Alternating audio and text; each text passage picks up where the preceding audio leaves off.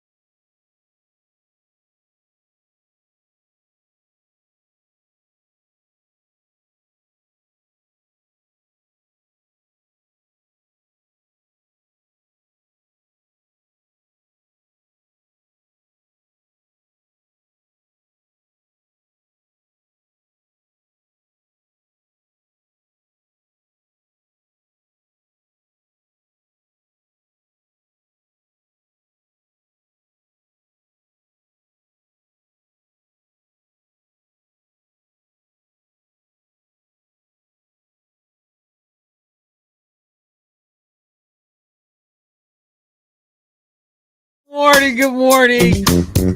I just want to be on the record early. T-Bone got on my whole last nerve.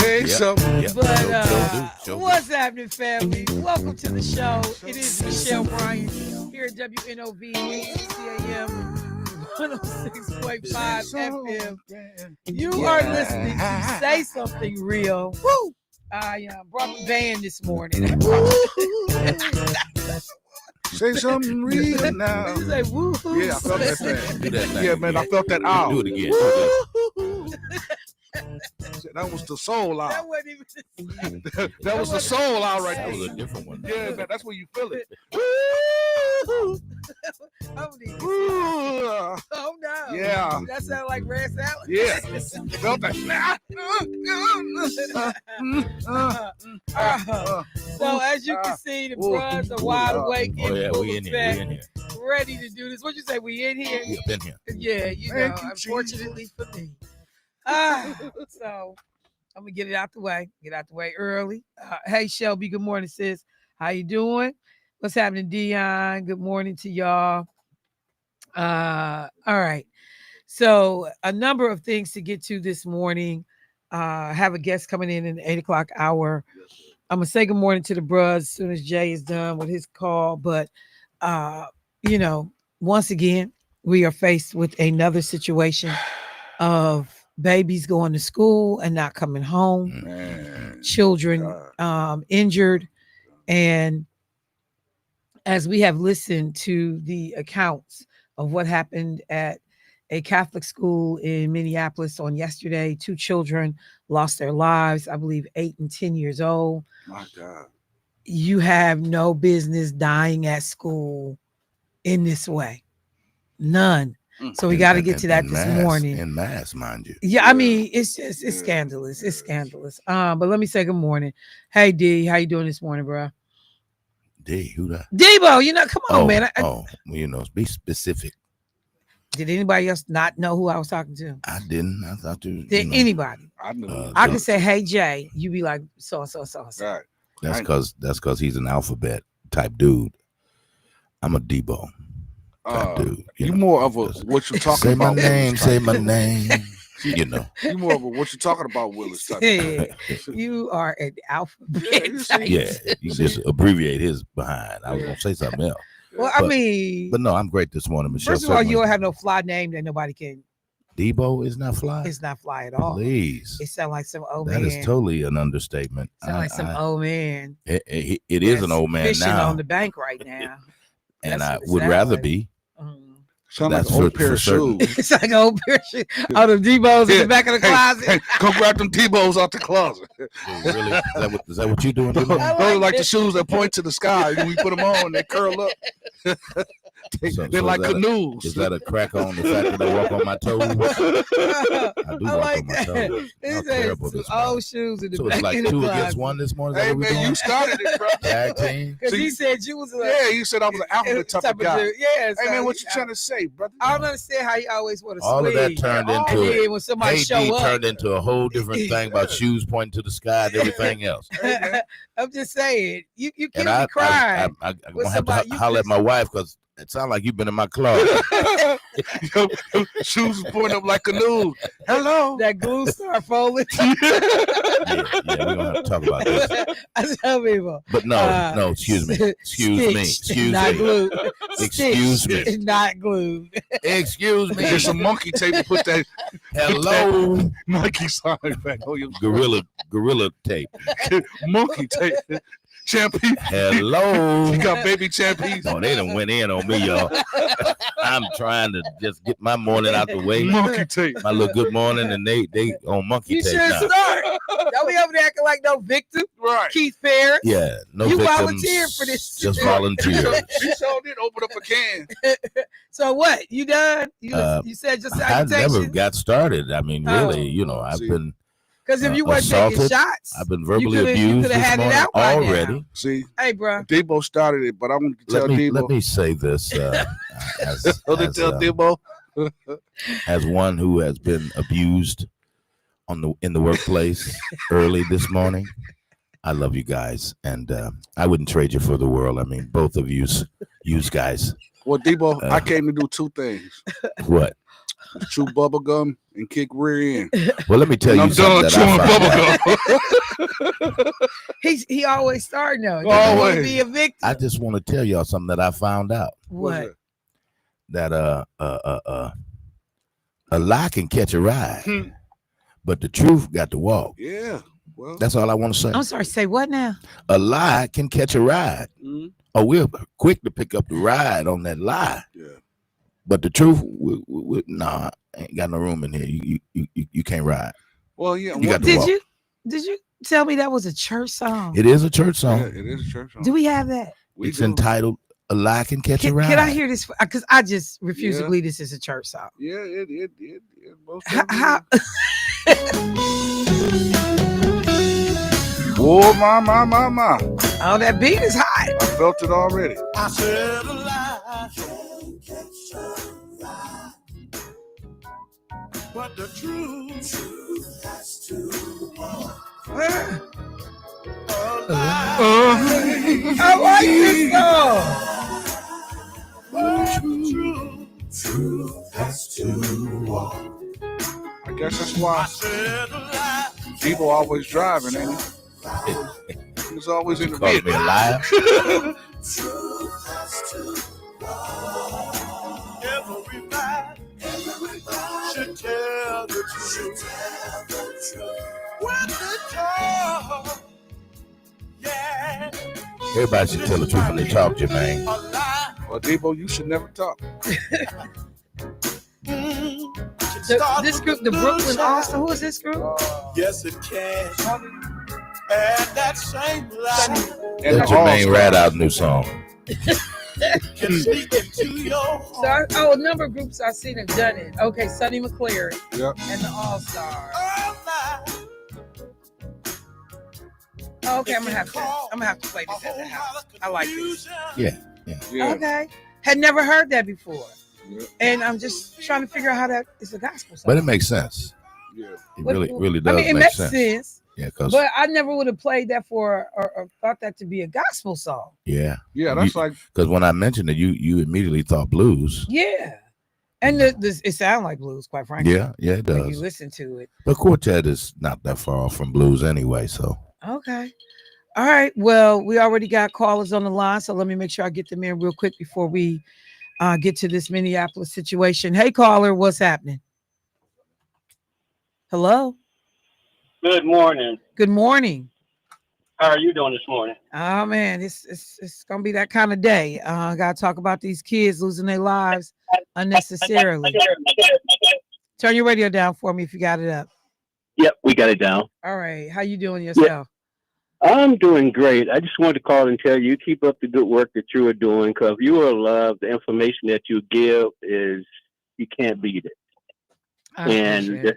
despite the people's what they try to do, say to you, you just keep doing. I listen to you every morning, and I love it. Love it.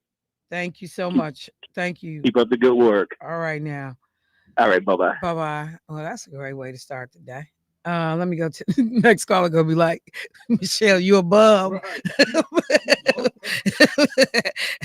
Hey, caller, what's happening? Hey, what's going on, Michelle? Good morning to Hey, you. how you doing this morning? I'm doing great. Good. Thank God. I woke up this morning. There you go. And hello to everyone in the studio and the listening audience. That's cool. yes, sir. Michelle, I wanna take you back a little ways in regards to I'm sure you remember this call. I called you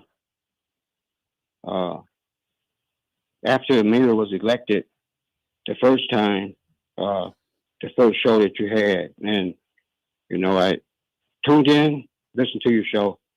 I didn't hear any celebration for the first African American mayor of the city of Milwaukee. And I asked you, I said, Michelle, I didn't hear a celebration.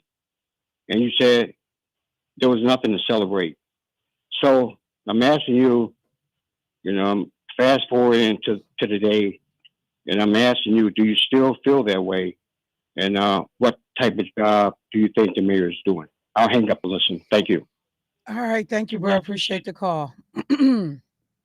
So that first election, which was a election to fill the vacancy of the seat. So it was a special election, and Tom Barrett had resigned. And, so we needed to get somebody in. And then after that special election, then there was later a full-fledged election for the full term. So that first election was for a partial term. One of the things that I said at that time, my concerns was that Mayor Johnson had only been had only been a common council member for a relatively short period of time. In the time before becoming common council president, had never even chaired a committee to what I recall. And I was concerned about the influence of Tom Barrett on this mayor and all of the folks that's in that orbit, from Nation Consulting and, the different players, that you wonder how much of it is these individuals being able to be their own men and women when they get these roles, because you have people that have helped them, cleared the pathway, made sure that money came their way to run a campaign, recruit everybody's, Democratic, consultant, Nation Consulting. And so, and then when you figure the experience that Lena Taylor brought to the table as a 20-year legislator and attorney, and all the different things, that she had done, their resumes in no way for me were comparable. This was a highly qualified woman. And I was frustrated because I watched as men, sexism was healthy in both those elections. I watched some of these fake bootleg pastors who had to call on Lena for help when churches is in trouble and the taxes is threatening their properties, but then they stand up at a meeting and tell Cavalier Johnson, if you fix the tax problem for us, we gonna vote for you. When he hadn't called none of the initial meetings, Lena had did that. They couldn't even get nobody to take them seriously until she got involved. So there were a whole lot of reasons why I was not celebrating Mayor Johnson's ascent to mayor. I thought that the process had been jaded. We're going through COVID in one of these elections, and you have 5 polling locations in a city that is the largest city in the state of Wisconsin. Wauwatosa had more polling locations than we did in the state of Wisconsin. So there were a lot of things that did not give me room to celebrate. Fast forward to today. I regularly say on this program that because I am one of these people, while I may criticize, I keep it to the work and the job. I don't talk about people personally and try to tear them down. Now, I'm not going to tell you I've never done it. And there are things in their character that I think are jacked up. But I try to keep it to the work, because I think if you keep it to the work, at least you got a leg to stand on, because it is more objective. But even if I disagree with the way you do your job, I still respect you as a person, human being. I still, once you get the job, I'm going to be respectful of the role.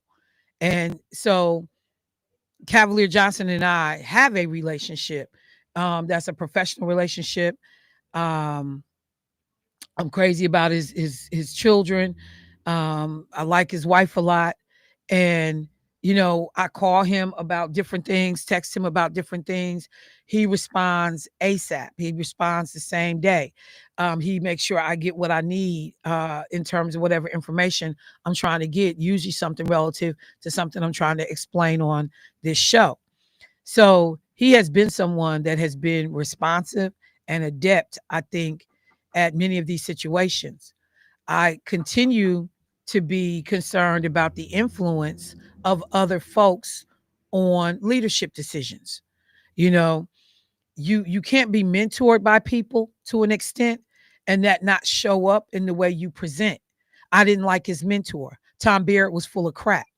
And he did a lot of damage in this city, whether people are willing to acknowledge that or not. And not because he was, intentionally being an awful person, but because he was mismanaging stuff. Other people were being used as fall guys for breakdowns in his administrative, team. And my beef with Tom Barrett goes back to when he lied about he was going to run for mayor when Marvin Pratt was getting in the race. So he always been janky to me. Always. So, but all we gotta do as Black folks is let somebody smile, stop by the church, and they all good. But when you ask people to show me literally what some of this work looks like, I'm frustrated. The fact that we couldn't figure out how to get these lead laterals under control in a more timely fashion. You fire Bevan Baker, because some folks weren't doing their job. So it's a lot of things I think that play into how I see Chevy's performance. But he hasn't destroyed anything. He ain't tore nothing up. But do I think that we got the best possible candidate at that time? I do not. Do we make the best of what we get, which is what people are asking me to do on this Adam Procell hire? I guess you do. So for me, it's the mixed bag, because I brought it up the other day when I was talking about the Office of Wellness. I don't think that there was a real strategy in place on how to deal with violence in this community. I don't know that the outer areas of the community or the city get the attention that downtown does. You know, he is too lockstep with Nation Consulting and a lot of those political players who are making decisions on for the city and pushing their agenda with these candidates. And these candidates become beholden to them because that's who helped them get elected. I understand. You dance with who brought you to the party. I get that. I get that. But at the expense of who? So, and it's a big job. It's a difficult job. I think, on one level, people doing the best they can. Did I agree with the RNC coming to Milwaukee? No, I didn't. You can't call us thieves and liars and cheats. And then I'm like, but I want your money though. And people say, Michelle, these are business decisions. People treat you how you let them treat you. Referendum, the way all of that was handled, there are a lot of things that I'm not a fan of. I'm just not. So I think he's done, he's done okay. He's done okay. But some of the things in terms of, I like I tell people, and I've said this about other roles. When I look at some of these people that are leading, I can't tell what their vision is.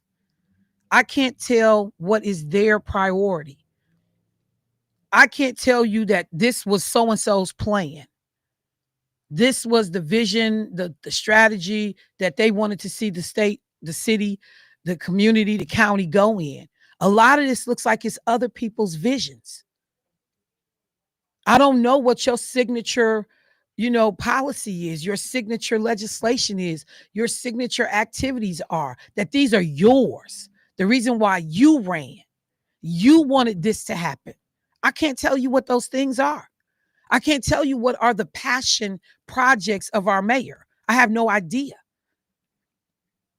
I can say that for other elected officials too. I can't tell you what's the passion that drove you into service. But the other thing too is you got to appreciate personality, styles, and types. Mayor Johnson is a very process-driven kind of person, except for, following the process when it doesn't suit your needs. And he sounds robotic sometimes in the way he speaks. It's hard to get to the core, to find the part that you can connect to. Like, it's easier to connect to David Crawley. He's a much more personable person. Not saying he's a better person or better man by any stretch of the means. I don't mean that. But, we all have people. Some people, like they talked about, you want to go have a beer with. David smiles readily. He's easygoing. And Chevy's style is more reserved. It's tight. We joke. Michelle, how are you today? You joke about it. But those are just style things. But people do have to appreciate that style becomes perception becomes reality. And so people will think not as approachable, not as engaged, aloof, distant.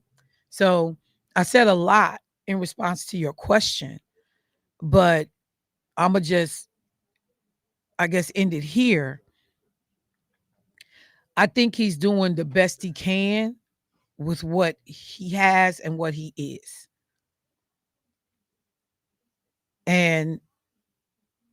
But I think that there are other aspirations, and there's nothing wrong with that. He's a young man, young family.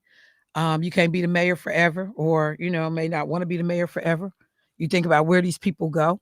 The bad part for Black elected officials, there's not a lot of places to go. If you don't go to the 4th Congressional District in Congress, if you can't get, that Senate seat that Mandela Barnes was chasing in terms of Ron Johnson sitting there, there are not a lot of places to go in the public sector. You got to go private sometimes. And then Black elected officials don't get the opportunities that their white counterparts get. You don't get to run the agency. You don't get to be the governmental relations, a person for the firm or the company. That I mean, we talk about that internally as Black folks all the time. There are no white legislators that's gonna hire Michelle Bryant as the chief of staff, even on the Democratic side of the ticket. Not interested in it. I've yet to see a white legislator have a Black chief of staff. And most of the Black legislators, with they sorry behinds, they don't think about building the pipeline to make sure that Black folks are getting this experience so you can go after those jobs. Toney Evers had 5 deputy chiefs of staff. Was any of them Black? No. And everybody act like this is okay. But you don't get no Black legislators other than Lena that was raising hell about it. So for me, leadership is more than what you just do day to day in the job. It's how you govern. It's if things are better because you were there. I look at the totality of it, and that's where I get into trouble. Maybe I'm a little bit too pie in the sky, but these people are not necessarily creating opportunities for folks. And some of the folks that they ain't they folks. They the white people folks. They Barrett's folks. They Abley's folks. They not they folks in a lot of cases. We don't think about building our bench. Lena's favorite phrase, build our bench so that our people can be considered for these jobs. We don't do it. We don't do it. We don't do it. I go back and challenge you to look at Black legislators and ask how many Black legislators, how many of you had Black chiefs of staffs? How many? Ask them. How many of you are creating a pipeline? Ask them. Yes, she did. The majority of people that became chiefs of staffs in the state legislature, it was because of Lena. And you get the skill sets that you need to go on and compete for other jobs. But even with all my depth of experience, I will go outside of state government to find a job. So I'm not probably the best person to ask about some of the performance of some people, because I'm looking at more than what you do in the office. I'm looking at what you do outside the office. I'm looking at how you leverage that job, that role, that political capital to make it better for us. Because when I walk in the building, I don't care who don't like it. I'm Black and I'm paying attention to Black folks' interests because nobody traditionally has been doing that. Not even the best white Democratic allies. You can't represent and you can't look out for my people the way I can look out for my people. Because you don't know. Just like I don't know about the stuff that go through, that white folks go through. Because that's not my life. That's not my experiences. I remember when we were talking about redistricting and the opportunity zones, and there were white legislators on the Democratic side of the ticket when they were saying we could increase the number of Democratic seats, but some of y'all Black folks may lose and it'll be white folks that's Democrats representing y'all. We cool with that. And it was just 1 or 2 Black folks saying, no, we're not cool with that. It's just as important as me physically, somebody Black physically being in that building as it is to have somebody, that represents my ideologies and my values and my belief systems. And white folks act like they crazy, that they don't understand that you need to see yourself reflected. That's why these white men is losing their mind on the Republican side of the aisle, because you're so scared you're not going to see yourself reflected. It's the country is becoming too brown, too diverse, too minority. That's why you crying and raising hell and want to fight people and destroy stuff because you scared you're not going to see yourself represented. So why would you think Black folks wouldn't feel the same way? But it's way too many Black people. You happy to be the only one in the room. You happy to be the damn token. You okay with nobody else getting hired. You don't want to rock the boat. You not going. I looked at, and I got to go to break. But I was talking to Keith about this yesterday before his show started. I had not seen the documentary that they did on Bill Russell. I think it's like a 3-part documentary. And Bill Russell being a race man. Coming out, in the NBA in the late 50s and early 60s. And so you walk in, he was a part of the first all-Black squad to be put on the floor on an NBA court. So he played in Boston, and he always says, basically paraphrasing, I played for the team. I ain't played for the city because these folks in the city was racist as hell. I went through hell in Boston. He talks about people breaking into his home. He in this little area he lived in called Reading, where folks honored him, gave him the, because they was winning all these championships and clowning in Boston, a dynasty. And the Bill Russell Day. And all the white folks in town showed up. Big dinner, I saw it. You can see the footage from it. Then a few months later, Bill Russell decided he wanted to get a bigger house on the mansion side of town. And them same white folks who did Bill Russell Day started raising hell. Oh, no, you can't live over here. No, you can't live over here. Bill said him and his wife went on vacation. And when he came back home, they had vandalized his house. And I don't know what it is with white men and doo-doo. White men and feces. I just don't know what it is that they did it in the U.S. Capitol on January 6th. Bill Russell said they took feces, whether it was human or dog, I don't know, and wrote nigga on his walls and then left a pile of feces in his bed. When Lena was in the office, some white men delivered a bag of feces to her office in the state capitol. The January 6th rioters, one of them brought some doo-doo with them or pulled their pants down and I don't know how but they wrote in feces, threw feces on the wall in the state capitol. Could somebody please write the documentary and the explanation and tell me what is it about white men with doo-doo? Because it's just nasty. It's absolutely nasty and filthy. No Black people have ever, in all of our anger and frustration, thought we gonna spread doo-doo on somebody. Do you see the mental differences sometimes? People be like, it ain't no differences. Yes, it is. Yes, hell it is. I have never seen anybody Black say doo-doo is gonna be a part of the torture.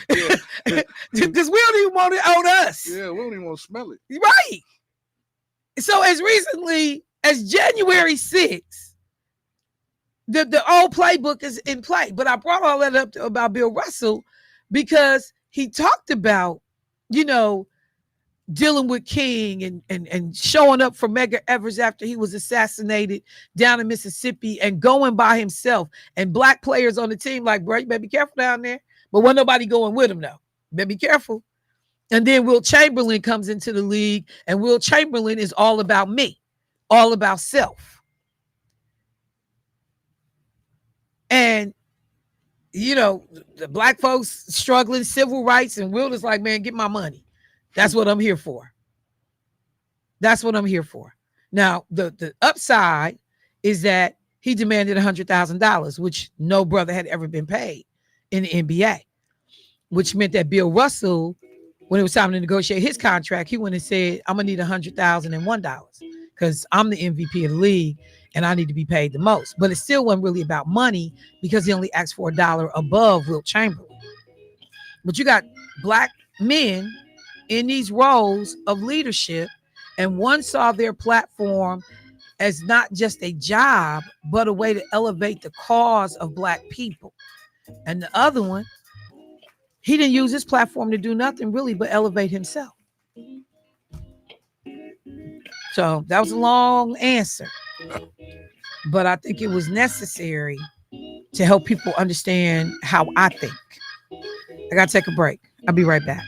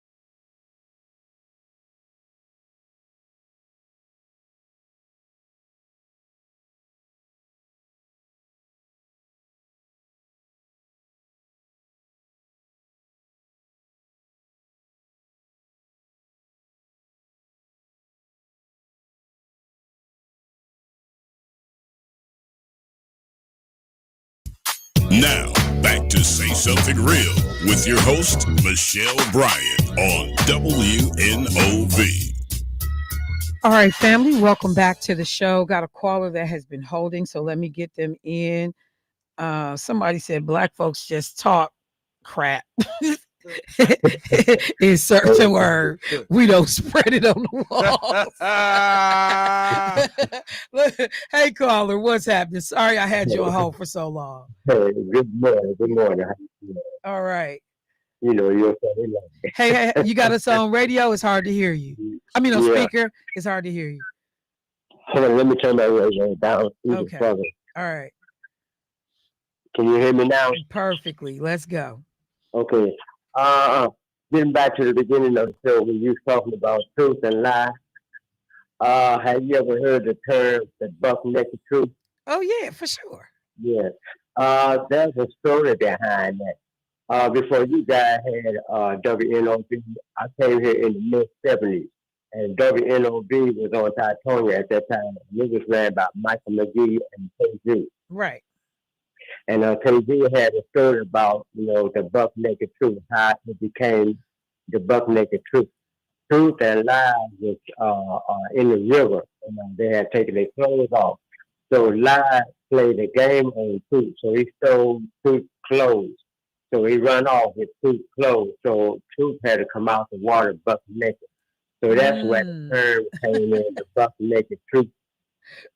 Okay. I never knew. I got it now. All right. Thank you for that history. Oh, and about what you were talking about with the Caucasian filthiness, it's a gland in their brain. I got to read up on that more information on that. That put them on the level of animals, and they love animals, and they're just filthy, you know. And you find no other race of men does stuff like that but them. Oh, okay. We took it to a different level. Okay. Well, thank you, bro. Right, I appreciate the call.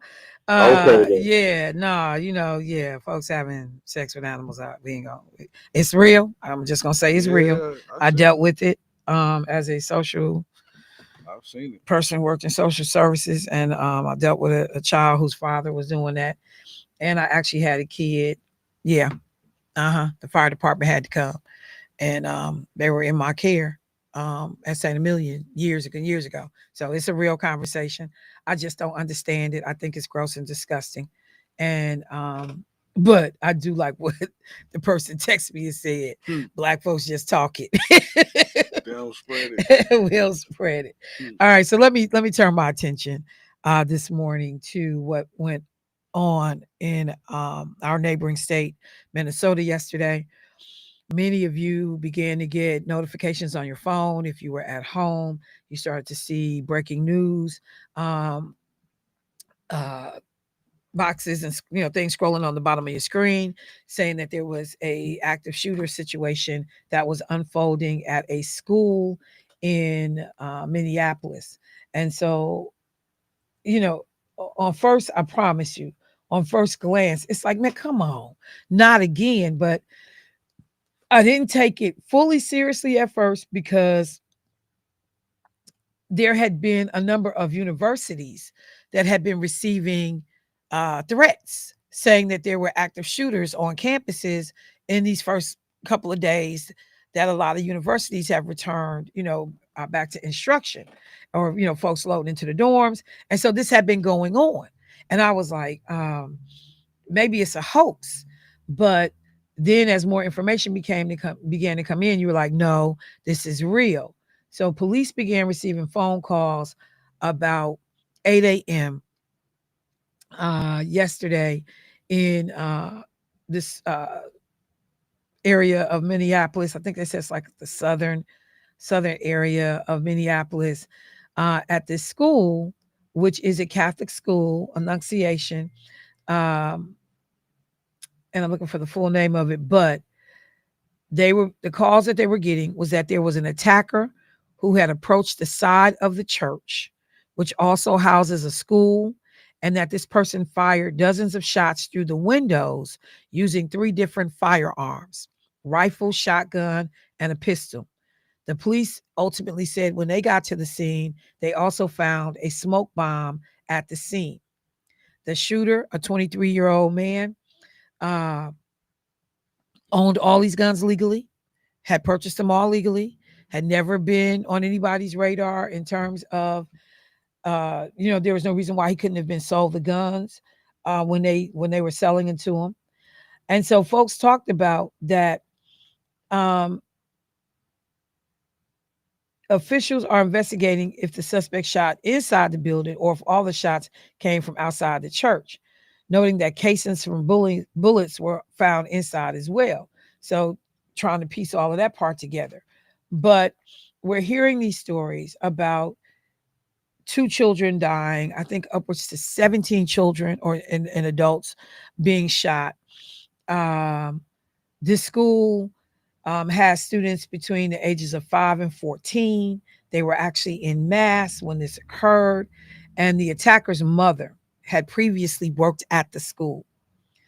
And this is the thing. So it's so crazy because a lot of the media outlets, they will tell you, we're not going to say the young man's name, because many of these young people that do this, they want to go down in a blaze of glory. They want to be Timothy McVeigh. They want to be the Columbine shooters. They want notoriety. So I just listened to Anderson Cooper last night on CNN. So we don't say the names. We're not giving them that glory. But people will run their parents' names for show. And so they got his mother's name out there. But that she had previously worked at the school back in 2016. She retired. A Facebook post they found said she actually retired from the school in 2021. They said that the shooter had, basically left some type of manifesto that was scheduled to be published on YouTube, I guess, in conjunction with the shooting. Right after the shooting, people found the post. They've since deleted the post. And then the other thing that came up is that this individual, the shooter, who was born a male and who was named Robert at birth, at one point back in 2020, goes to court and says that he is, and at that time, he's a minor, and says that he is a minor child who identifies as a female and wanted to change their name to reflect that identification. So this individual had identified as transgender. So the mayor in Minneapolis, Jacob Frey, had a bunch of people that was like going hard, transgender people are the scum of the earth and, blah, blah, blah, and want to make it about that. Kristi Noem, the Secretary of Homeland Security, she had put out something saying that there was something written on the barrel of one of the guns about kill Trump or something like that. Had to figure out a way to drag him into it. So when they're talking about it, Kristi Noem talked about the shooter saying that it was a man claiming to be transgender. Kash Patel referred to him as a male. And, the thing that was also interesting is, people, he's a scumbag. He's a this, he's a that, and I always watch some of these press conferences and I look at the police chiefs and the different people holding them. And I'm like, so do you think because you standing at the mic and this scumbag, this coward, I think that was the word, coward killed it. And I'm like, y'all, stop throwing meat to the community for them to chomp on and get, all riled up about. The shooting in and of itself is horrific. Anybody that attacks a school of children and a church, you already know it's something wrong with that person. You already know what they own. But we've gotten into this thing now when we are having these conversations about these shooters and the police, everybody a coward, everybody. And I'm like, but you don't ever say that about the police when they get accused of crimes. They ain't scumbags. They ain't cowards. They not vile. Even when they found guilty and y'all have to fire them. Never described in that way. So that was the one thing that, I'm trying to pay attention to the story and not be irritated by all of the conjecture and the extra. Tell me what happened. Because you calling somebody a coward, that's not helping me understand what happened. You showed up to kill unarmed babies at a school. At some point, we got to figure out, how does this happen? And the fact that he is transgender, nothing to do with you going to do this kind of massacre to people, because we have people that are straight, heterosexual, that do it every day. In fact, you can probably count on one hand the number of times somebody has said someone that was transgender committed a crime like this. The majority of these shootings are committed by white males. Ain't nobody calling the white males of this society cowards, punks, blah, blah, blah. That when the white male does it, the straight white male goes up and blows up, kills up a school full of people, churches, grocery stores. That is an individual singular crime committed by that person. Transgender guy, woman goes in, shoots the school. All transgenders are awful and need to be burned at the stake. Black person go shoot up something. All black people are awful. They're violent people. We need to over police them. And nobody challenges. Well, that's not true. People do challenge it, but the media challenge these people about how we talk about this stuff. There were a number of people coming out, prayers and thoughts. JD Vance, who's here in Milwaukee in town, or he's in town in Wisconsin today, trying to sell this garbage bill that they just passed.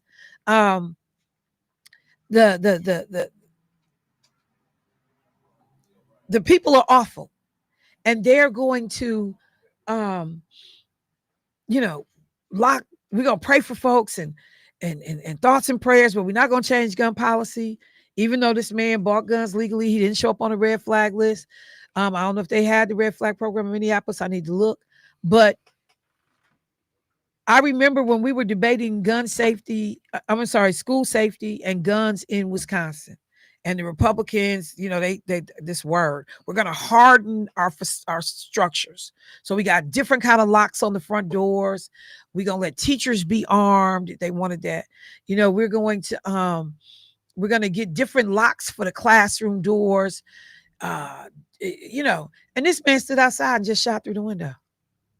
So for all your security doors, your security system, yo this and yo that, he stood right outside with a clear view of kids at mass and started trying to pick kids off or just randomly shooting. So it didn't make a difference that you had, quote, hardened the doors on some level, because you can't fully run away and 100% protect and insulate yourself from people who are interested in committing these types of crimes.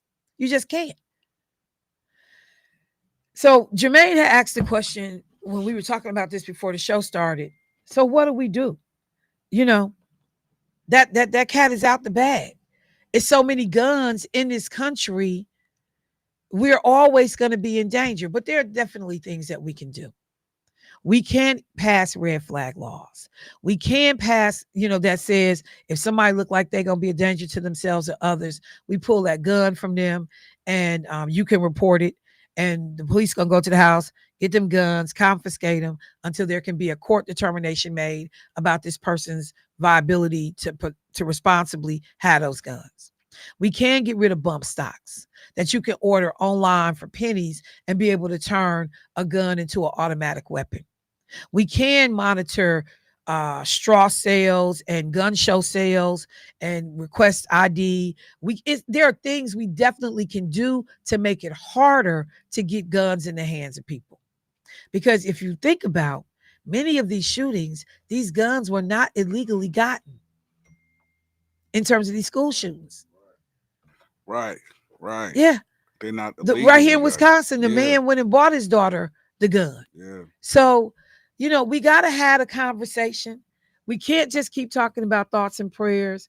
I've seen a ton of stories over the years about, and I'm coming, Jay. I see you want to say something. But MPS and how they, have safety protocol in place. These kids know what these active shooter drills look like. That's crazy. They probably know an active shooter drill better than they know a fire drill, a tornado drill. And the stories that these kids are telling about going through this, baby being shot in the head, but was still sitting up talking. Another baby shot in her neck, but you sitting there trying to hang on. The little boy who's gotten a lot of notoriety because he talked about how his friend jumped on him and he got shot. Took the bullet in the back, protecting his friend. But you know what, Shell? I'm listening to you talk, and I'm thinking, I remember us in school, and the drills we had to do was tornado drills and fire drills. Yeah. And this is so sad now that kids are going to school now, and not only do you got fire and tornado drills, you now got to add in gun drills. Yeah. And somebody just texted me, and I did see that. They said that the principal said enough with the thoughts and prayers. These children were praying at the time they were murdered or shot. But this is, I'm gonna make it partisan. It's Republican nonsense. You in bed with these gun manufacturers. Yeah. You don't want to put regulations on them. And why? Because that's who donates to their campaign. Money, yeah. It's money. Back to what I said before when asked about the mayor here, and I make the general comment, the people who fund you are the people who you listen to. Gun manufacturers fund these Republicans, and they're not going to do anything to stop that money from coming in to their campaign coffers. Not going to stop it. The junkets, the trips, the boat rides, the yachts, they're not going to stop it. I got to take a break, y'all. I'll be right back.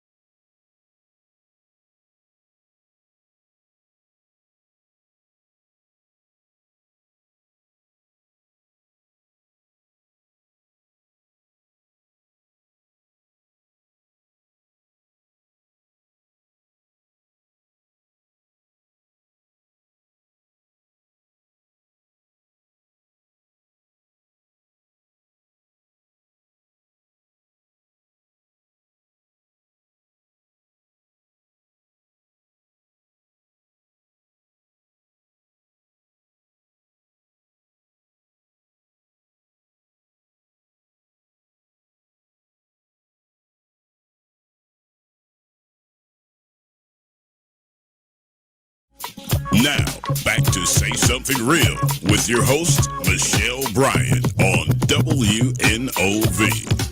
All right, family, welcome back to the show. Caller held during the break, so let me get them in. Hey, caller, what's happening? Morning, Michelle. This is John. How you doing? I'm good, John. How are you this morning? Pretty good. I saw that report. I think it's the same one. Is that the one with the Arabic statement, something like Inshallah? And I'm gonna stick this somewhere.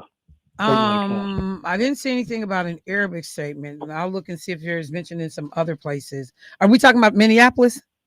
Yeah, with a tube, kind of a tube-like bomb.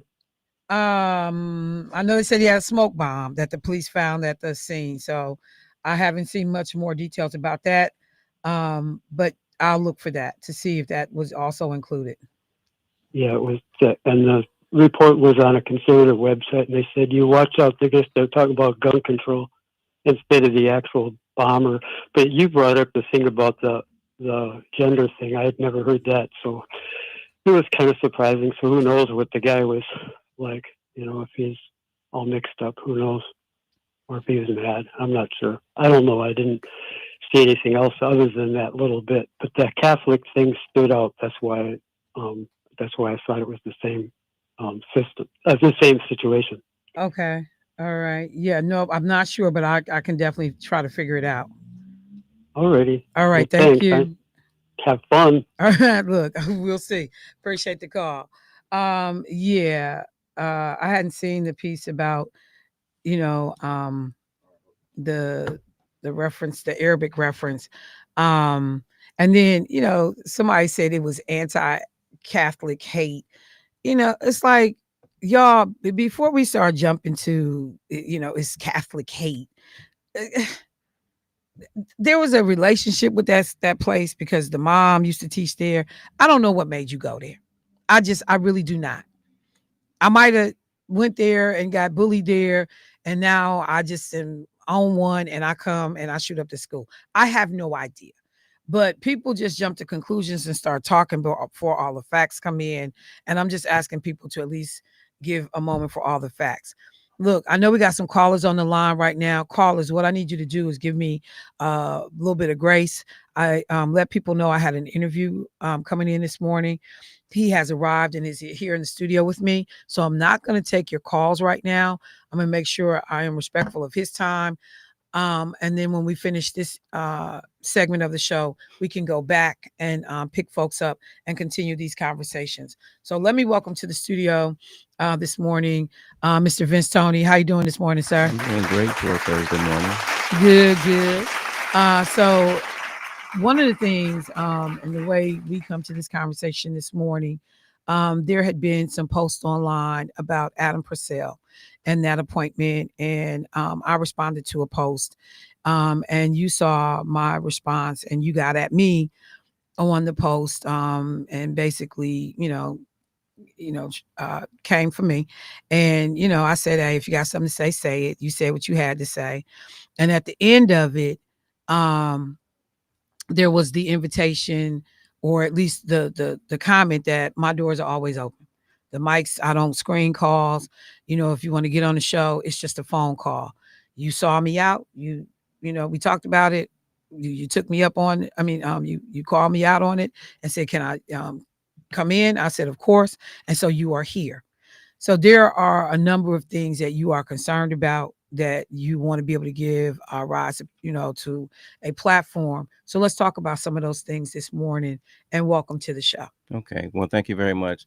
I guess, we have this tragic shooting in Minnesota, but we also had Do me a favor, pull that mic a little closer to you and lean in just so we can make sure that everybody hears you. Can you hear me? Yeah. Okay. Good. Yeah. So we have the tragic shooting in Minnesota, just this past weekend. We had a tragic shooting in the park over by where I live at. So Garden Homes Park, there was a young man that was shot. I'm from my understanding, he's deceased, but I'm not 100% sure. I didn't do a follow-up on that. But we have our issues here, which is one of them, and then I think the other issue is the police. The Office of Wellness and Safety.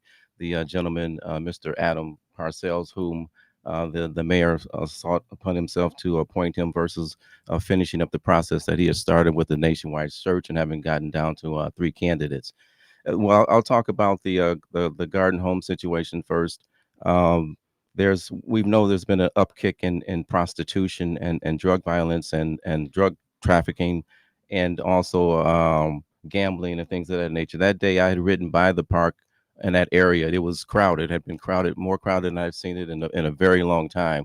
I get back home. I get out of my car. One of my neighbors comes over to me and says, "Hey, the whole area is taped off." I said, "Well, what happened?"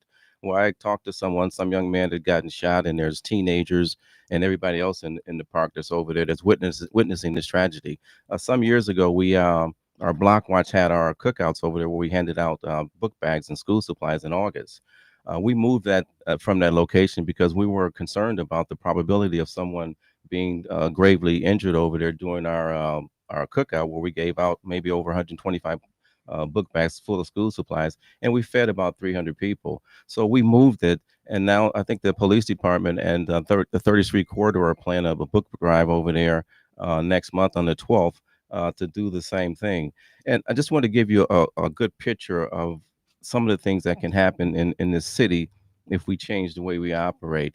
Everyone knows that they probably call me the hotspot man because I'm always talking about the hotspot. Well, the store got raided, or HS grocery, they got raided sometime in 2024. At that time, they lost their liquor license, evidently. And tell people where the hotspot is located. 27th and Atkinson. Okay. And whatever happened, I've been down to on 3rd Street trying to get a police report. They said, well, it was some type of Fed or ATC or whatever the acronyms are, a raid. Nevertheless, the store lost their license, and I went over there. I went back over to the 3rd District, and here's what I'd like to say first of all is that in 2024, these are the calls that were at that store.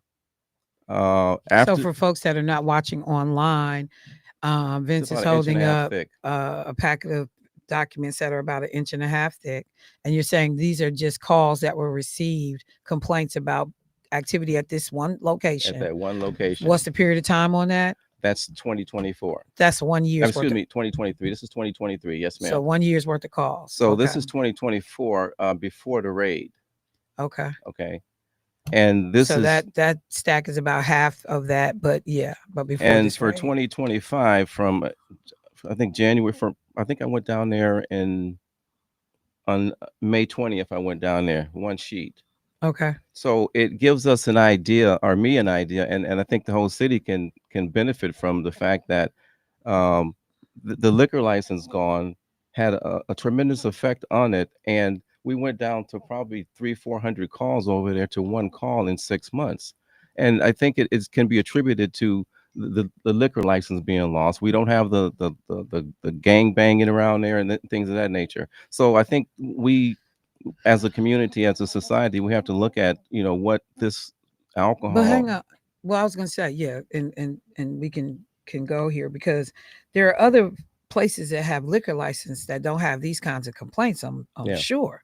Absolutely. So is it just about a liquor license, or is it about the type of owners that have these establishments that allow all this other ancillary bad behavior to go on around their premises? Yeah, I mean, I've driven around the HB Liquor on Hope and Titonia, same type of situation, and my concern is that we continue to license these. I mean, the Native Americans got money for the Caucasians, and what liquor spirits is what they call them did to their people. We're not. And nothing's happening in what these spirits are doing to our people. I mean, we've got the mental health that we have to deal with, and people go from the drugs to the alcohol because it's a cheaper high or whatever the case may be. But I think that the saturation, and this was in the Blueprint for Peace, one of the problems that we have in our community, in our society, is that it's saturated with stores or distribution centers that populate our community with alcohol. And I think alcohol is a detriment to our community. People go home and beat their kids, and they're there and fight each other. We talk about domestic violence. I'm sure that domestic violence has alcohol plays a part in that. And I asked the question, why do our older people continue to? I mean, I've been down from 2016 to 2025. I've been down to the licensing committee trying to advocate against this store having their liquor license. And then the last time, was after the raid, and we had the alderperson parading a female from the South Side. She's a sister. saying that she's going to be the next owner of the hotspot and this, that, and the other. This was in the process of their getting their license, liquor license. And she said that she owned 20% of the, or 10% or 20% of the company. That was what gave her the right to be in the company. I went down to the licensing committee and I pulled the documentation, the business form information, and the lady has 0.00% interest in that company. There's someone else who has, her name is Hannah, Hanna, who has 100% interest in that business. And my question is that we've got people, all the persons in our community that are advocating for these individuals to come in our community to spread alcohol and do nothing about it and try to go undercover. If I had not been at the hearing, this person would have been acknowledged as an owner in this company and the liquor license would have been approved. And I think that's just a travesty that our older people can work with the store owners and people like that. And it was the same thing with Ashante Hamilton. The same thing. He says that I have something personal against the owner. Well, I have a problem with someone who lives in Franklin who's coming to our community and poison our people. And I did a little research on the South Side with he's Palestinian. I went to a Palestinian store, and the man said, "Well, we don't sell alcohol at this." So I said, "Well, why not?" He said, "What's against our religion?" And I said, "Well, why is this dude selling liquor, and why are all these people selling liquor in our community?" He said, it's for the love of money is the rule of all evil, but they have to do that in our community. So there definitely have been conversations about zoning so that you don't have a saturation of stores that sell certain types of products in our communities. Whether we have talked about an oversaturation of bars in our community, and that establishments that sell alcohol or liquor stores themselves. But what do you say, number one, for the folks that talk about personal responsibility?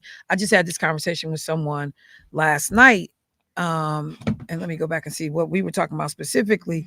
And I said, oh, we were talking about BET and the fact that it's owned by a white family. And now they have been pushing out quality programming.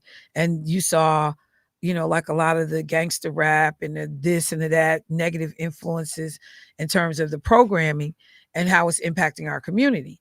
And, and I said, well, I appreciate that. First of all, BET was owned by a brother. He sold it to Viacom, white-owned company. And, he became a billionaire, but not with a whole lot of thought for what becomes of this product that you created that so many Black folks turn to. And so I said to the person I was talking to, I said, at what point do we have a responsibility? Because if we don't watch it, it doesn't stay on. If we don't go to the liquor stores, they don't stay open. Because you like JJ's Chicken is all around me, but I don't go to JJ's Chicken for a whole bunch of ideological, reasons and value reasons. I don't shop there. So just because people put stuff in my neighborhood does not mean, in fact, the best way to run them out is for us not to utilize them. Now, we know that there are a ton of things going on where people self-medicate, and they self-medicate with alcohol, just like they self-medicate with illegal drugs or even, prescription drugs. So I get, and I know that we also have to put safeguards in place, because it irritates me that I drive and it's a liquor store on every corner, or the easy, like all these windows with all these beer advertisement. All is just so hood. I can't stand it. And so I don't want to see a bunch of these businesses in our neighborhoods. But I will say that it is a two-pronged approach. You're dealing with one side, which is the governmental side, the policy side, about making these decisions about what we're putting in our communities. I'm also going to put on the table at the same time the moral, the value side, which is what we actually control. And because just because you put it in our neighborhood, we don't have to frequent it. And when we don't frequent it, eventually you're gonna have to shut it down. Well, why put it in our neighborhood? Period. I mean, we have they get in our neighborhood because they have to go through a process, and the process is through the people who are supposed to be protecting the community. If alcohol and drugs and those things are a detriment to our community, why? And we've got churches on every corner. Why aren't the pastors and everyone else advocating against these leaders, supposed to be leaders? And I've had the gentleman, one of the older persons say that, hey, if these stores that the type that we have in our community was in his neighborhood, they wouldn't last one day. Though we have people that control. But why wouldn't they last one day? because he would shut them down. He would not give them a liquor It license. wasn't just because he would do it. It would be because his community wouldn't tolerate certain things. I think that, again, we just have to, for me, I have to watch how I talk about things, because there are responsible drinkers every day. And you should be able to have access to alcohol, spirits, wine, whatever you want to, whatever you want to drink, whenever you want to. So, and I don't also want to, I want to be careful about painting a picture that we got to protect Black folks from themselves because You they just don't said have that, enough. though. But I'm saying that, they don't have enough wherewithal to not deal with these products, to not overuse these products, to not abuse these products. Because one of the things I would ask is that many of those complaints, how many, the behaviors that are described in these complaints, how many of them had to do with people actually being intoxicated versus other things like prostitution, gambling, physical aggression. Well, I think And, the and I fact think of the we have to be able matter, to talk about it yeah, on right. both The fact of the sides. matter is that with that gone, it's not happening. It doesn't matter whether you're drinking, shooting dice, or whatever. The elements are gone simply because the license is gone. But And again, are the elements gone because the license is gone, or that the owners who were operating that? Because people that's about running a stand-up operation, even though I sell liquor, none of this is going on at my property because as an owner, I'm not allowing it. Okay, then we'll go back to the Blueprint for Peace. One of the issues in the Blueprint for Peace is that our community is saturated with liquor stores. That's a problem. I agree. So to get rid of the problem, we have an order office who approve the licenses for these organizations in our community. We know that there's been a lot of dysfunctional or organizations in there that has hanging out and shootings and things of that nature. They continue to license them. They need to shut them down if that's the case. So why aren't they operating in that capacity to shut these places down? Because of what they cause in our community. Alcohol is a problem in our community. It causes addiction, and now we set up the addiction community organizations in the community to deal with that. So you have one problem causing another problem, and then we have to look at what are these people doing after they drink? What are they doing? What kind of havoc are they causing in the community? Are they working? We have to look at. So let me get to the solution side of this thing. So what is it that you would like to see done? I'd like to see when I talked to a brother and I said, well, what happened in Milwaukee, because I left here in the military and I lived overseas for a minute. He said one of the things that happened is that in the 60s, your Middle Easterners came over here with a bag of money and they purchased all of our stores. We have to get ownership and take ownership of our communities and get back to the village concept and take care of each other, because these other organizations and people don't care about us. We have to start caring about ourselves. And I think before the 20 minutes is up, I want to kind of segue into the Office of Wellness and Safety. Okay. And let me just add this. Somebody just hit me up. They said District 15 has 70 liquor outlets, the largest in the city. So to the point that you were making about oversaturation, if that number is accurate, and you got to think about, proximity, square mile footage and all that kind of stuff, square footage, I should say, of a district, to hear 70 outlets that sell alcohol, that's a crazy number, but keep going. Yeah. So you want to make the correlation and connection. Yes. Okay. And because the 414 Life Blueprint for Peace is geared at that, and the Office of Violence Prevention came out of that, the Reggie Moore's concept of changing the neighborhood with 414 Life as one of the advocates. I'll touch on this briefly, is that when that organization first started, we were one of the targeted neighborhoods. I went to the meetings up on Hope Street and I met with the individuals. Some of the individuals had been in the store and they saw drug transactions in the store. I tried to get in contact with Reggie Moore, because if this is the case, when we go down to the Common Council, if the Office of Violence Prevention at the time, Office of Wellness and Safety now, if they were there, then that license would have been done. But Reggie Moore would not return my phone call. So let's go into now today, Office of Wellness and Safety. Well, the mayor making this arbitrary decision to go away from the process. He had a nationwide search. It narrowed down to 3 candidates. I was at the meeting where the 3 candidates had to introduce themselves. They had to answer questions to the public, and I had an opportunity to read each of each of their resumes. After the meeting, I met personally. I tracked her down, Karen Tyler, and had a personal conversation with her to tell her my position on the process.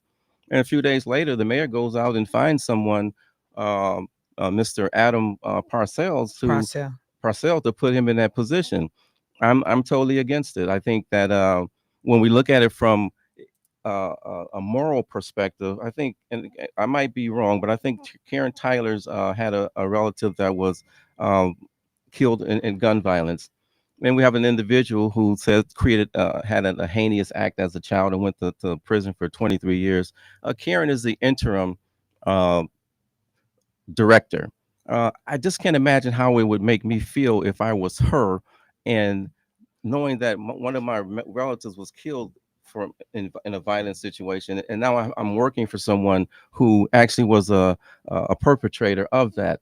And I told Karen, I think the city of Milwaukee should be behind her, and I think she would do a phenomenal job. And the solution to that is the mayor needs to go back and start the process over. He every All three of the candidates had to be vetted by the community. This person should come out in the community. We should see his resume, and he should be vetted just like everybody else. And that would be the moral thing to do. If he had integrity, I think he would push the mayor to do something like that, because he owes that at minimum. He owes the city of Milwaukee to come in front of us to let us know who he is and how he's going to change the system in our community, where we've had Reggie Moore, we've had Ashante Hamilton, as the director. We had the female who they bust out of here, but Reggie Moore got a cushy a position at the Milwaukee Medical College. I mean, I see a pattern here against our women, for one.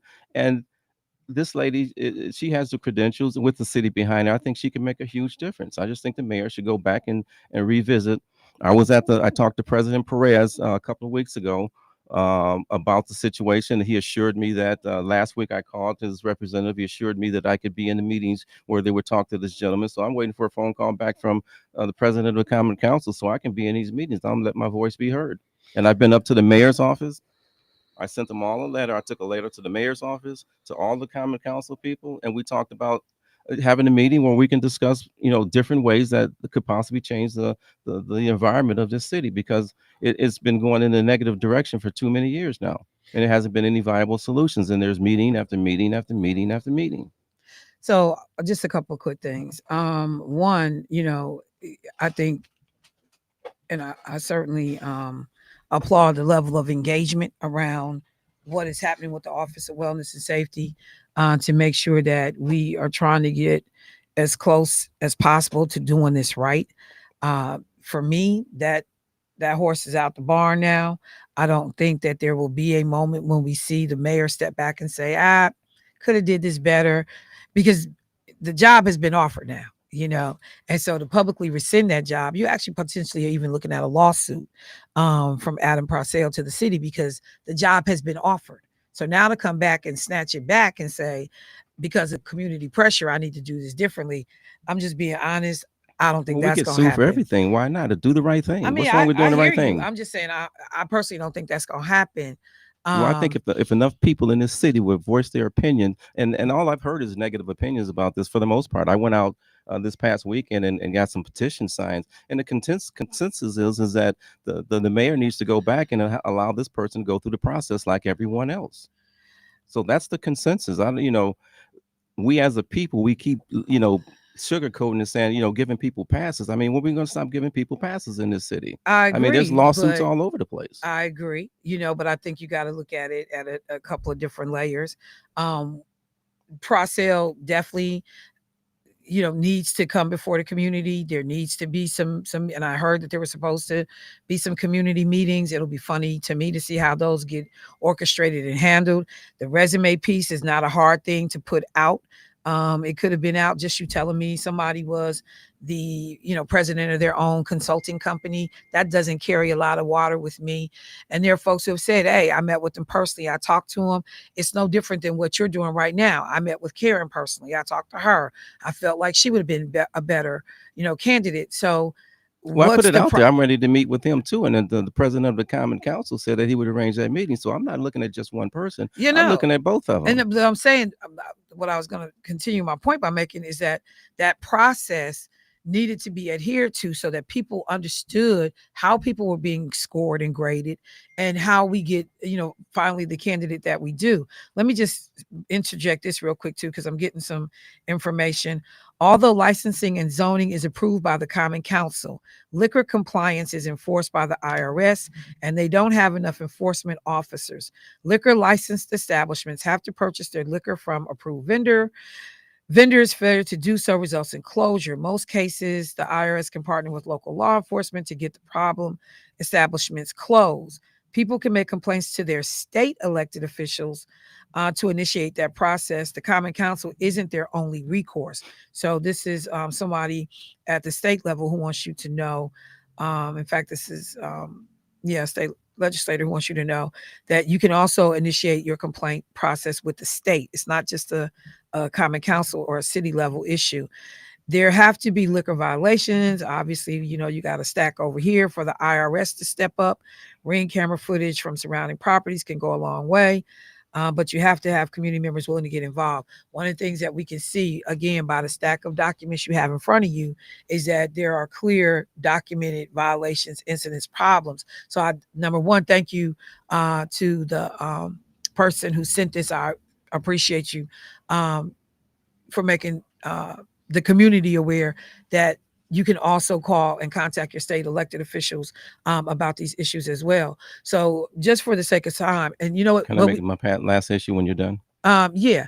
But we also got some callers who may want to get in on this. So I'm gonna see if we can kind of work those in. But go ahead, get to your last Well, issue. the last thing I want to say is that you and I were at a meeting last week, and the gentleman that was there, I that was asking questions about what should he do about these demons that were affecting him, and the gentleman on the panel were giving him things. He says clearly that you're not listening to hear what I'm saying.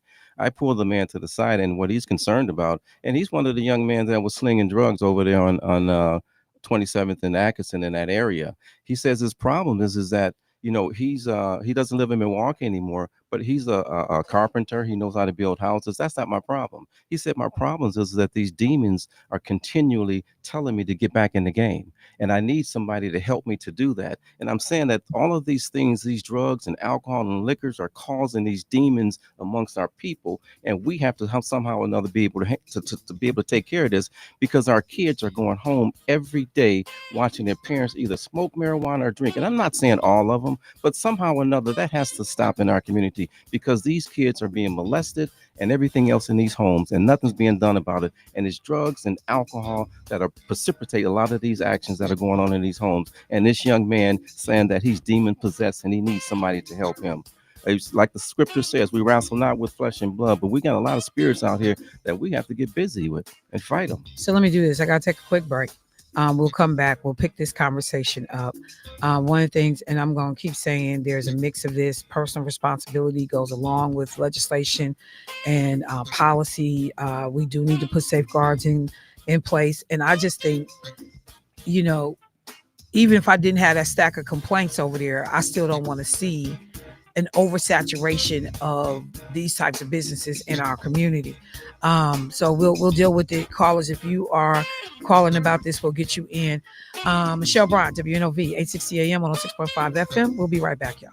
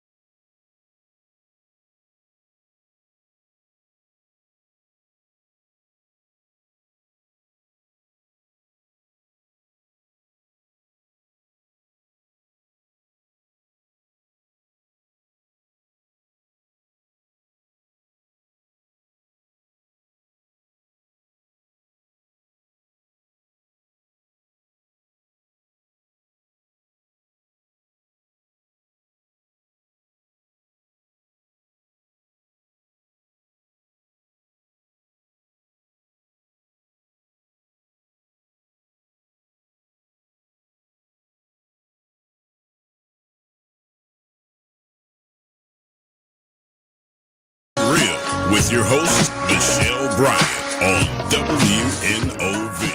All right, family, welcome back. Take the time this morning to have a conversation with a brother that has not only run for office before in this town, but somebody that has stepped up to figure out how to be a part of the solution, both in terms of his community and his block and the area around him, has weighed in on any number of topics. Today, we are talking about a few things that when we look at the Office of Wellness and Safety, historic patterns of neglect in our community in relationship to allowing the oversaturation of certain types of establishments, i.e., folks selling alcohol, the ability and availability of drugs in our community. You know, I remember losing my mind about these roving drug deals where folks literally was pulling their cars up and serving people right out the window. And when you looked at the cars, these weren't even people from our neighborhood. They was white boys in construction trucks, because I was taking pictures of the trucks calling the construction company like, do you know your worker is out here? And literally talked to one of the women at the job. She said, that ain't the worker, that's the owner of the company. So Vince Toney is in the studio. So Vince, let me get this one caller, then we'll finish out the conversation. Hey caller, what's happening? Hold on one moment. Greetings, Michelle. Hey, greetings. The host and your guest. I was listening to the program, wanted to weigh in on the accountability part and on the legal part of the subject matter you were talking about. And your guest remind me of a brother back in the 80s, 70s, 80s, named, they called itself Manfred, based upon a comic book character that was fighting against cigarette ads. Okay. And it turns out, as you talk about personal accountability, is that in America, the advertisement industry is very successful at getting people to do stuff that's not in their interest. Right. And he, with his efforts in Chicago and other people have studied it thoroughly of how the cigarette companies advertise in our community, the alcohol companies. I mean, I still tell people some of the best artwork dealing with Hannibal come from the Budweiser Kings and Queens series, because before the study of African study classes, those companies study African history and looked at what is it that black men are looking for, what is it that black women are looking for. They looked at it specifically, not like some other groups. You look at us as a group and start advertising specifically to us, and they learned this science way before it's schools and science to understand how to sell to people. And they talked about how those advertisements were put inside of buses where black people were riding on the buses, but not outside that were driving through white communities. Because if white people got the same advertisement, they'll be buying alcohol the same way we would. They'll be buying the same poison and same toxins. Another thing, as it relates to personal accountability, that we beat up on ourselves so much about the rap industry, and I definitely don't like what's out there. A lot of people putting on a community event that I don't even know. First thing I do is I Google their most popular music. And when I see their videos, I'm like, what type of community stuff is that? And I don't care how many stuff they've given out. I don't care what they've done to so-called help the community.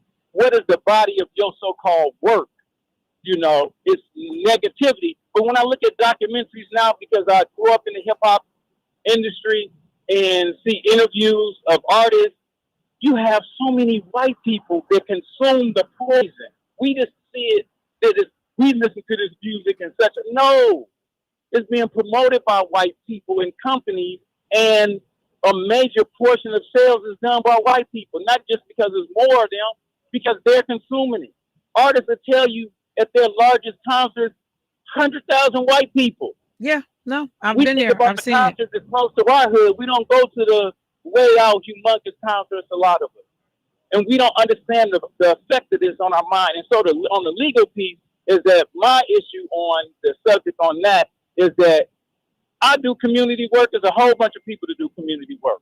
I have no experience in administration, administrating budgets of 100,000, $200,000 departments, I believe I can 100% have the capability. But am I qualified to lead an organization in the city when you have so much tension and you don't have that type of experience? It don't matter how much community, how good will I have.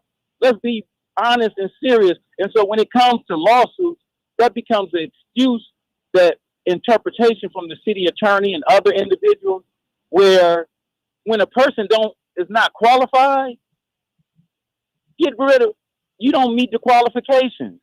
Get rid of them. One of the things I learned from Eunice Carter, a beautiful attorney that actually took out Lucky Luciano, was that she created new legal theories. We need law firms and we need legal teams that have the strength to say, this is wrong. We're going to find a way to shut this down, because at the time, the special prosecutors were trying to take out Lucky Luciano, did not want to take him down, a white man, for prostitution. But she was able to show that they were generating more than $30,000 a month millions of dollars a month in 1930, which became the basis of now, we can go after them. And she's the one that identified that connection between Lucky Luciano pumping up a system that even insurance companies didn't have at the time, where prostitutes would pay money in order to get protection so they can get taken out. And we just seen that with a prosecutor just recently getting little to no time with a prosecution ring with him and other judges and judicial officers. So I'm saying we need to really consider and understand that the system that we're in is very skilled at marketing to our people. Definitely. And getting vices, not just alcohol and cigarettes, but like you mentioned, the chicken wings and other horrible foods. And not even if the food itself, but how the food is prepared and the safety that the health department is even identified with these places. I appreciate y'all. All right, thank you, Brother Shiar. Can I comment? Yeah, I'm gonna let you wrap because we are up against the clock right now. The other thing, just real quickly, a number of people have tapped in. They said the same thing we see with the amount of vape stores in our communities. Somebody else said, remember during COVID, liquor stores were allowed to stay open, but the churches had to close. So a lot of people are certainly identifying with the conversation this morning. Vince, we are up against the clock. I'll wrap it so up. Go ahead and give us your final thoughts. And if you, are looking for folks to join you in the work, or if you, there's stuff that people need to know about how to take up the fight in their own community, please say that as well. Okay. The first thing I'll say is that, in these ununited states of corporations, and in a city where our kids have been are being used as commodities, I think we talk about the lawsuit. Well, let's just defund the Office of Wellness Safety and let's create the Office of Job Creation, because that's what's needed in Milwaukee. If more people are working, more people don't have time to drink, have more time to spend at home and take care of their kids. The school system has to be taken care of. And what I would say in reference to what I do, I take care of the neighborhood, my immediate neighborhood, and I go outside of that as far as I can without stretching myself to the nth degree. And I make sure that we can come together and talk about things. And the men take care of their business. You come down 27th and Roosevelt, and all around that area, you can see a change that's coming. And the change takes time because we're getting some of the elements out of our community. Like we've had drug dealers and people that were acute, that the police said were, sex trafficking, moved next door to us, shooting, and the lady's daughter almost get hit with a gun across the street. We work with the police department. They come to our monthly meetings, and we talk about things that are necessary to talk about in our community. But more importantly, the men in the community, I talk to them, and the women don't have to do very much of anything, because we're trying to protect our women. For me personally, my perspective and my purpose in life is to make sure that our kids are taken care of, that our women are taken care of, and that our elders are taken care of, and our ancestors are taken care of. And that's where we have to get back to the old way of doing things from home. And I mean Africa, wherever we came from, we got to get back to the village and start taking care of our people. If we don't, nobody else will. And they're not. They'll continue to perpetuate that, because we've had Eaton Corporation leave the community, move to Menominee Falls, DRS and Astronomics move to Oak Creek. So we've had over 1,000 jobs that left this immediate area and moved to Menominee Falls or Oak Creek. When are we, like I said, create a job of office of job creation and get people to work, and we can get a lot of this stuff out of our community. All right, so that's the opening salvo. That there definitely is the call for a public meeting for folks to be able to talk to, see Adam Purcell. I think that the mayor needs to, be more transparent about how this decision was reached. This one, it's like the Epstein files. It's not gonna go away easily into the night. I don't care how many people try to co-sign for it and ask for prayers and wrap your arms around them. And this is what we got now, because people don't want to see this continue to keep happening. So Vince, I appreciate you taking the time to come in this morning. Like I said, it was a needed conversation. Doesn't have to be our last conversation. And as these things happen and you think that there are things that the community needs to know, I don't know if you got my cell number. I'll make sure you have it before you go. It's a text message to say, Michelle, can I get on? And we can have the conversations again. I appreciate you. I think God works in mysterious ways. It just wasn't a coincidence that we find ourselves in the same building last week.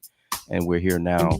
And I think people should know that I've been knocking on the mayor's door just about every day, or at least 2 or 3 times a month. And there's people up there tired of me knocking at his door without him answering. All right. So you heard it. We will keep the conversation going. All right, family, I got to get out of here. This is my last show for the week. Let me do one quick thing, Jay, before I get out of here. Remind folks that the Brunch of Books is happening on Saturday, August 30th, 11 a.m. to 1 p.m. over at Abundant Faith Church of Integrity. Bring these babies out. It is a free event. The Black Childhood Development Institute of Wisconsin. They are going to be having lunch. There will be giveaways, swag bags. There will be young authors, Bryson and Braden Best, who have written books. The children are going to be given books. It is going to be an amazing opportunity for family and children to come together. Make sure that you go, and they're giving away backpacks with school supplies. So please, please, please come out to the Abundant Faith of Church of Integrity, 7830 West Good Hope Road. And that event, again, is from 11 a.m. to 1 p.m. And then just to remind people, as we're going into Labor, because I'm not going to talk to y'all now until Tuesday.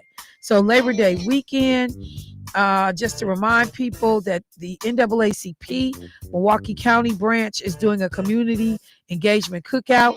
It is over at Johnson Park this Saturday as well. 10 a.m. to 2 p.m. 1919 West Fond du Lac Avenue. They're giving away school supplies and a Labor Day weekend cookout, free and open to the public. Please take advantage of these resources. If you don't use them, we lose them. Vince, thank you. To the bros in the studio, I appreciate you. Family, y'all celebrate and be safe, and I'll talk to you next week.